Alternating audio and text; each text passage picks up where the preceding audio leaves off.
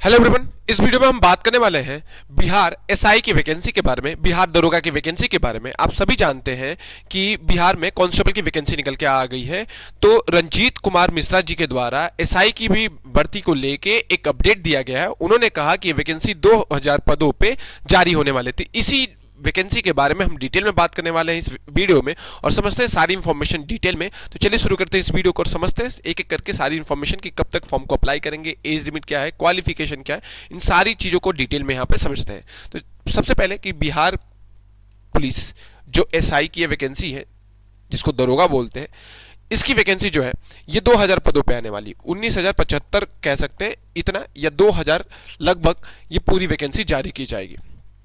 Apply date की बात करूं तो देखिए, अभी हमारे पास जो है उत्पाद दरोगा की भर्ती, उत्पाद दरोगा की जो वैकेंसी है उसका ऑनलाइन एप्लीकेशन चल रहा है। जैसे ही उसका एप्लीकेशन खत्म होगा तो अप्रैल के स्टार्टिंग या अप्रैल के एंड मंथ में इसका नोटिफिकेशन जारी किया जाएगा। ठीक है।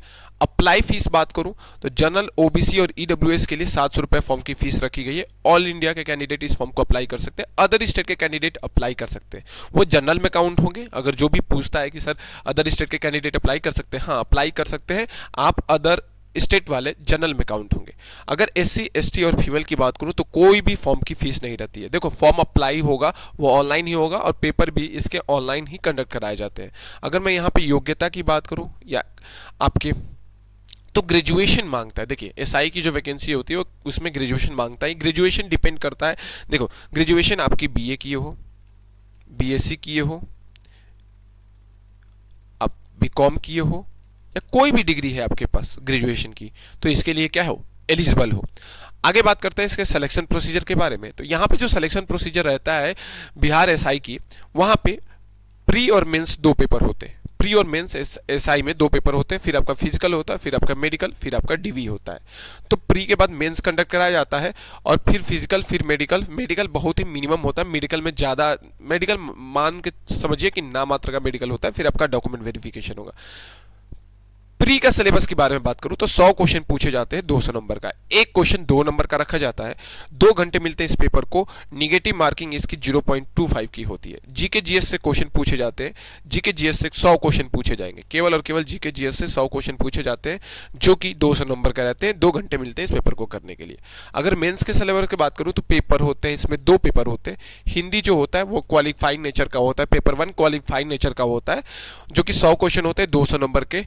2 घंटे मिलते हैं इस पेपर को करने के लिए। जबकि दूसरा जो पेपर होता है सामान्य ज्ञान और मैथ होता है। सामान्य ज्ञान मतलब यहाँ पे 2 सब्जेक्ट रहते हैं, 100 क्वेश्चन रहते हैं, 200 नंबर का पेपर रहता है, 2 घंटे मिलते हैं। यहाँ पे निगेटिव मार्किंग 0.25 की होती है। और ये जो लिस्ट होती है, मेरिट लिस्ट होती है, उसमें आपकी डिपेंड करता है उस चीज़ों पे। यहाँ पे ये नंबर इसके जो होते हैं उसमें ऐड ऑन होते हैं, ये नंबर जो है ऐड ऑन होते हैं। और तीसरी बात करें यहाँ पे, वो है फिजिकल स्टैंडर्ड टेस्ट के बारे में। तो मेल और फीमेल दोनों कैंडिडेट का जो रहता है, अगर हाइट की बात करूँ तो जनरल और अदर स्टेट के कैंडिडेट के लिए 165 सेंटीमीटर यहाँ पे हाइट होनी चाहिए और 155 सेंटीमीटर होनी चाहिए फीमेल के।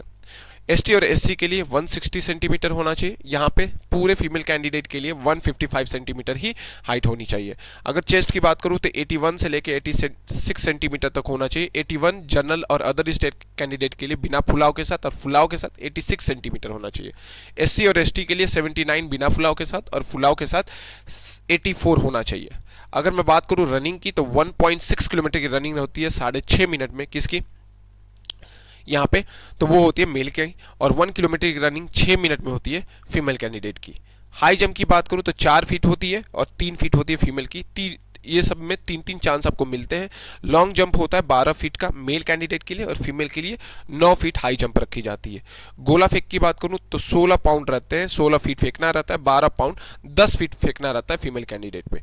तो ये जो वैकेंसी है जिसके बारे में मैं अभी बात कर रहा था यहाँ पे, तो ये वैकेंसी आपकी जो ऑनलाइन एप्लीकेशन इसके हैं, अप्रैल में इसके नोटिफिकेशन, फुल नोटिफिकेशन इसके जारी कर देंगे। अप्रैल के लास्ट या अप्रैल की निचनी में इसकी नोटिस जारी की दी जाएगी। ऑनलाइन ही फॉर्म अप्लाई होगा, पेमेंट भी ऑनलाइन ही होता है। और यहाँ पे इसकी पे लेवल की बात करें तो वो होता है यहाँ पे मंथली स्टार्टिंग, यहाँ पे 50 प्लस यहाँ पे आपकी स्टार्ट होती है सैलरी। तो ये सारी चीज़ें थी जो इस वैकेंसी से रिलेटेड थी वो मैंने सारी बता दी है। ऐसे ही वीडियो के लिए चैनल को सब्सक्राइब कर ले, बेल आइकन को दबा दे, ऐसे ही गवर्नमेंट जॉब नोटिफिकेशन के लिए। Thank you.